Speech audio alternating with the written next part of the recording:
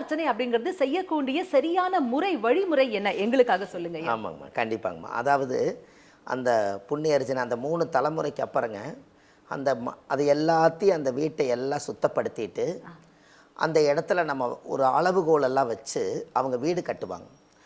இந்த வீட்டுக்கு எல்லாரும் வருவாங்க, ஜனங்கள்லாம் வருவாங்க. வந்து எல்லாரும் வீடெல்லாம் இவ்வளவு நல்லா கட்டியிருக்கிறாங்க, வசதியாக பண்ணியிருக்கிறாங்க.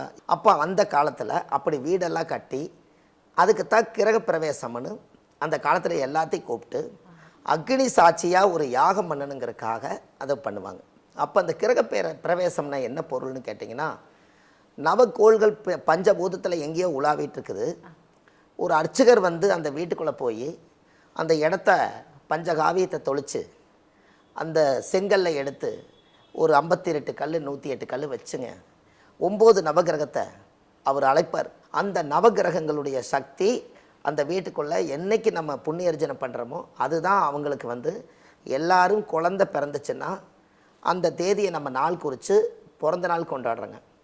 என்றைக்காவது ஒரு நாள் நம்ம வீடு கட்டின புண்ணியர்ஜனை பண்ணியிருக்கிறோம், அன்னைக்கு பண்ணின தேதியில் அத்தனை பேர்த்தையும் கூப்பிட்டு ஒரு வருஷமானால் எல்லாம் சாப்பிட்டு முடிச்சுட்டு என்றைக்காவது நம்ம வீட்டுக்கு ஒரு ஆண்டு விழா கொண்டாடி இருக்கிறோங்களா?